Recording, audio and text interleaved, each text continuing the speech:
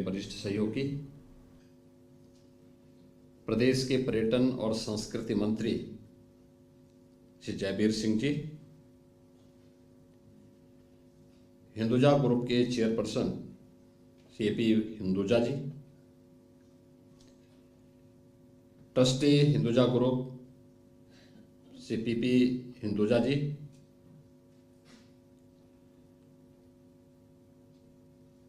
और जिस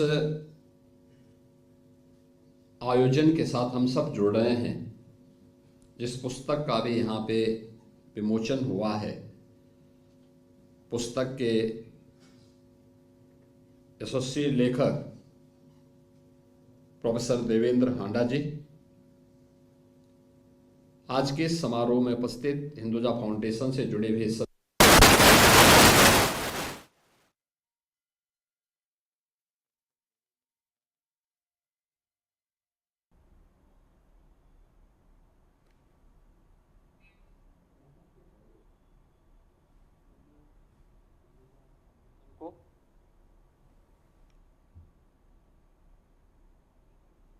संरक्षित करने के अपने इस अभियान के प्रति योगदान देने के लिए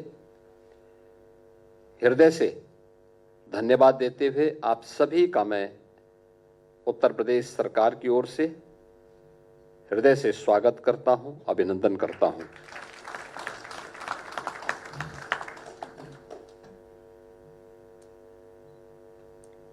यह पुस्तक और यह समारोह एक केवल एक सामान्य पुस्तक का विमोचन नहीं है, दुनिया की आंखों को खोलने वाला एक दस्तावेज भी है।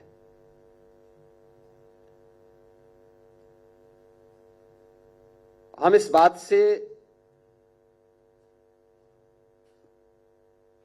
पूरी मजबूती के साथ कह सकते हैं कि महाभारत जिस भारत के बारे में कहता है कि दुर्लभम भारतीय जन्म मानुषम तत्र दुर्लभम, यानी भारत में जन्म लेना दुर्लभ है और उसमें भी मनुष्य के रूप में जन्म लेना तो और भी दुर्लभ है। उसकी एक झलक हिंदुजा फाउंडेशन और प्रोफेसर देवेंद्र हांडा जी ने इस पुस्तक के माध्यम से आप सबके सामने प्रस्तुत किया है, और यहां पर जो ये प्रदर्शनी लगाई गई है ये उसकी एक झलक भी है। क्योंकि बहुत सारे लोगों को आपत्ति हो सकती होगी, क्योंकि इस आपत्ति के बहुत सारे कारण हैं। याद करिए, बहुत सारे पश्चिमी विद्वानों ने हमेशा इस बात को माना है और इस बात को बार बार कहते रहे हैं कि भारत एक इकाई नहीं थी। वे अपने आप के विद्वान कहते हैं, लेकिन उनके द्वारा लगातार इस साजिश और दुष्प्रचार किया जाता रहा है।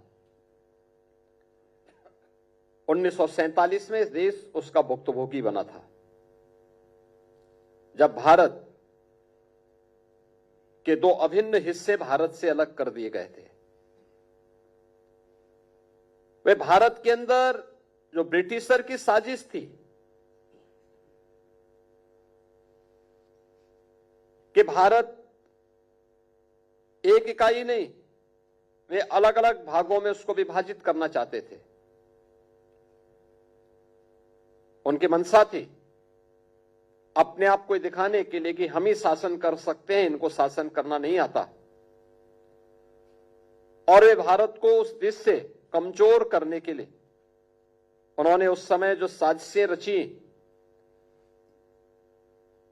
लेकिन इस भारत ने उस समय भी उसका जोरदार प्रतिकार किया। याद करिए ना, भारत कब एक नहीं था। जब भारतीय मनीषा इस बात का उद्घोष करती है उत्तरम यत् समुद्रस्य हिमाद्रेस्येव दक्षिणम वर्षम तद भारतम नाम भारती तत्र संतति।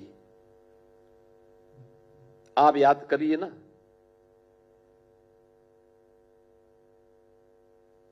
यह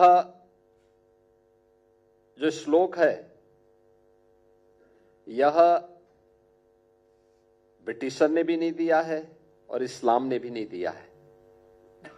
भारत की हजारों वर्षों की इस विरासत का प्रतीक है जो हिमालय से सुदूर दक्षिण तक समुद्र पर्यंत तक फैले हुए विस्तृत भूभाग को भारतवर्ष के रूप में जानता है। यह भारतवर्ष जिसमें वर्तमान का भारत भी है, पाकिस्तान भी है, बांग्लादेश भी है, ये बृहत्तर भारत, यही बृहत्तर भारत, यही भारतीयों का देश है। इसकी संतति भारतीय कहलाती है। ये हजारों वर्षों की इस विरासत को लोग विस्मृत कर दिए, इसलिए इस प्रकार की टिप्पणियां करते हैं। ये जो सिक्के यहां प्रदर्शित किए गए हैं उत्तर भारत से जुड़े हुए, और पुस्तक की जो टाइटल भी दी गई है कि प्रारंभिक उत्तर भारत और इसके सिक्के, आपने देखा होगा इसमें अयोध्या के सिक्के भी हैं, इसमें गुप्त काल और मौर्य काल से जुड़े हुए भी सिक्के हैं। यानी हिंदुजा फाउंडेशन ने 34,000 से अधिक ऐसे सिक्के जो भारत की धरोहर के रूप में भारत की उस ऐतिहासिक पृष्ठभूमि को वर्तमान पीढ़ी के सामने एक बेहतरीन प्रमाण के साथ प्रस्तुत करता है। और यह जो पुस्तक है, पुस्तक ने तो अपने आप में 2500 वर्ष की इस विरासत को हमारे सामने रखा है। याद करिए ना, आज के जो पाश्चात्य इतिहासकार हैं इनको 2000 वर्ष पुरानी किसी भी बारे में कोई जानकारी नहीं है। 2000 वर्ष पुरानी का मतलब उनका यह मानना है कि 2000 वर्ष पहले कुछ था ही नहीं, और उस समय की उनकी जो धारणा है वह तो आप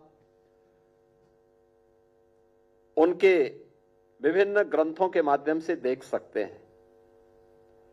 लेकिन भारत ने कभी भी हमेशा से तथ्य और प्रमाण को सामने रख करके फिर उसको अपने सामने प्रस्तुत किया। काशी के सिक्के भी हैं, अयोध्या के भी सिक्के हैं, कौशाम्बी के हैं, पांचाल जनपद का भी है, मथुरा का भी है। यानी उन सभी क्षेत्रों से जुड़े हुए दुर्लभ सिक्के, और उसमें भी उनकी ये सिक्के कुछ तो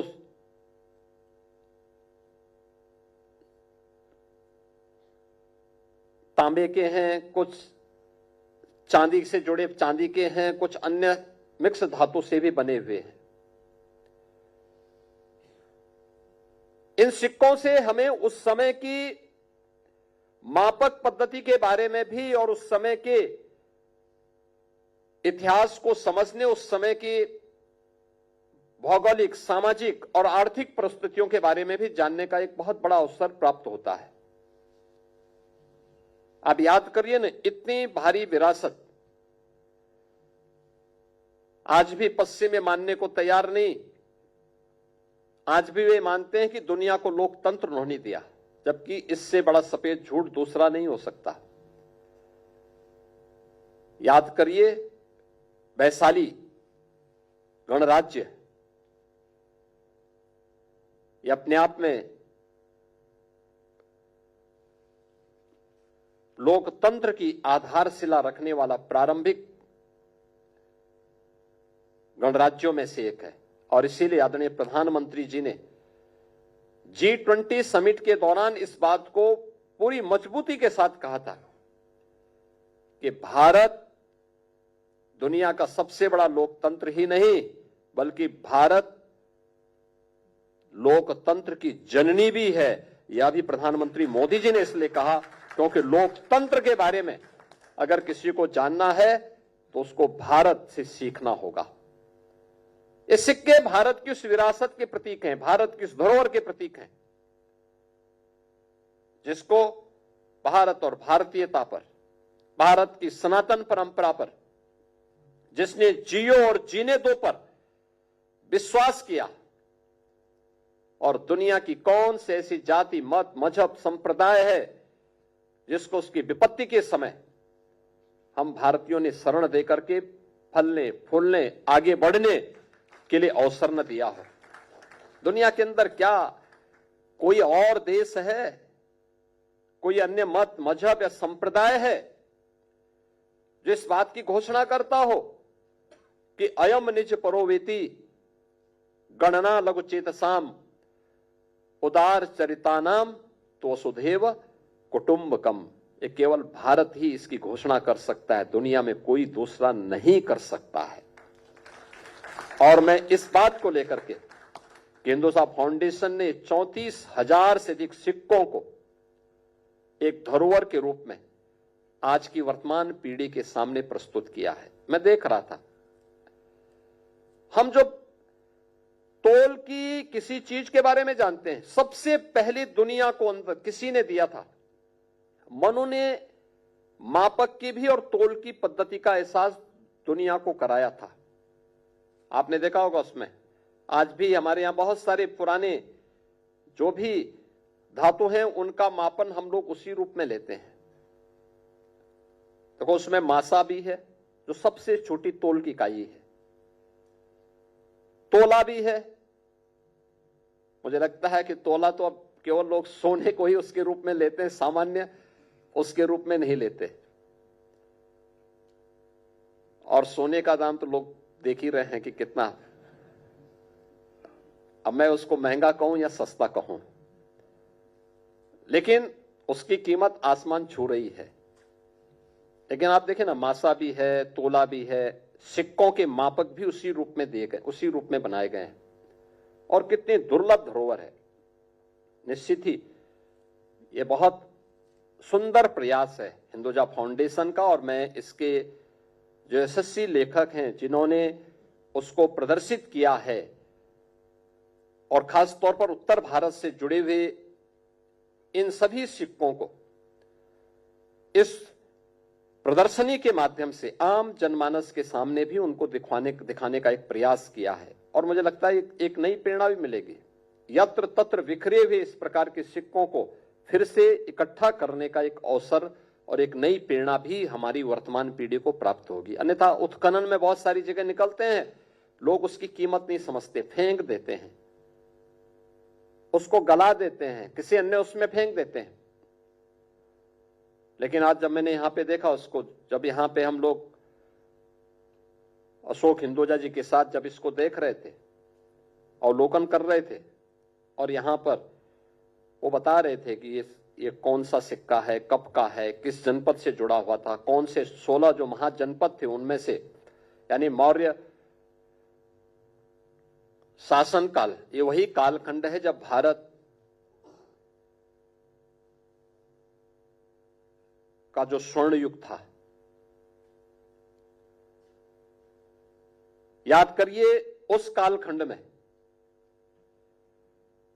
दुनिया की इकोनॉमी में, अशोक जी उस समय दुनिया की इकोनॉमी में भारत का जो हिस्सा था वो 46% था। और ये आते आते 15वीं सदी तक भी दुनिया की अर्थव्यवस्था में भारत की हिस्सेदारी 24% तक थी। बीच के उसके बाद के कालखंड में भारत का इतना दोहन हुआ, भारत का इतना लूटा गया कि जब ये देश आजाद हुआ तब भारत की दुनिया की अर्थव्यवस्था में योगदान मात्र 1.5 से 2% रह गया था।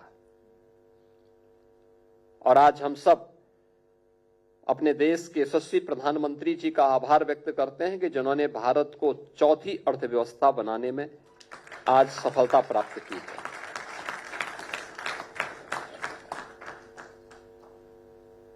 इकोनॉमी तब ग्रोथ करती है जब उस प्रकार का वातावरण हो, सुरक्षा का माहौल हो, अनुकूल वातावरण पैदा करना सरकार के साथ साथ समाज का भी समान दायित्व बनता है। सभी लोग मिलकर के जब प्रयास करते हैं तो उस प्रकार की स्थितियां पैदा करती हैं। आज उस दिशा में हम आगे बढ़े हैं और इसीलिए अपनी उस धरोहर को सजोने के लिए, विरासत पर गौरव की अनुभूति हर भारतीय कर सके, इसके लिए प्रधानमंत्री जी ने देश के सामने विजन 2047 रखा है। विजन 2047 का उद्देश्य भी है पंच प्रण के साथ, 11 संकल्पों के साथ हर भारतीय को जोड़ना, जिसमें से पहला ही जो प्रण है वह है विरासत पर गौरव की अनुभूति करना। 500 वर्षों के बाद अयोध्या में श्री राम जन्मभूमि पर प्रभु श्री राम का भव्य मंदिर का निर्माण, ये उसी विरासत का प्रतीक है। काशी में काशी विश्वनाथ मंदिर का पुनरुद्धार और एक विशाल धाम का निर्माण, ये प्रधानमंत्री जी के उसी विजन का परिणाम है। भारत की वैदिक कालीन, रामायण कालीन, महाभारत कालीन और ऐतिहासिक पृष्ठभूमि से जुड़ी हुई धरोहर को संरक्षित करना, उसका संवर्धन करना, उसको आगे बढ़ाने की प्रक्रिया उसी का हिस्सा है। और यही है जो एक भारत श्रेष्ठ भारत की उस परिकल्पना को साकार कर रहा है। उत्तर से दक्षिण तक, पूरब से पश्चिम तक पूरे भारत को एकता के सूत्र में बांध करके विश्व मानवता के लिए फिर से भारत के उस संदेश को पहुंचाना, यही भारत का उद्देश्य है। लेकिन इसके लिए हमें उस प्रकार के वातावरण के साथ अपने आप को जोड़ना पड़ेगा। और मुझे बहुत प्रसन्नता है कि आज उत्तर भारत के जो 9,000 से अधिक सिक्कों का संग्रह हिंदुजा फाउंडेशन ने किया है, उसके लिए प्रारंभिक उत्तर भारत और उसके सिक्के, इससे संबंधित इस पुस्तक का विमोचन का कार्यक्रम यहां पर हुआ है। मैं इस पुस्तक के यशस्वी लेखक आचार्य देवेंद्र हांडा जी को और उनकी पूरी सहयोग, उस पूरी टीम को, उनके पूरी सभी सहयोगियों को हृदय से बधाई देता हूं, अपनी शुभकामनाएं देता हूं। ईश्वर उनको स्वस्थ रखें, दीर्घायु करें और वह इसमें और भी अच्छे कार्यों को आगे बढ़ा सकेंगे। इस विश्वास के साथ मैं एक बार फिर से हिंदुजा फाउंडेशन, आचार्य देवेंद्र हांडा जी और उनकी पूरी टीम के प्रति हृदय से धन्यवाद देते हुए अपनी बधाई देता हूं, अपनी मंगल में शुभकामनाएं देता हूं। धन्यवाद। जय हिंद।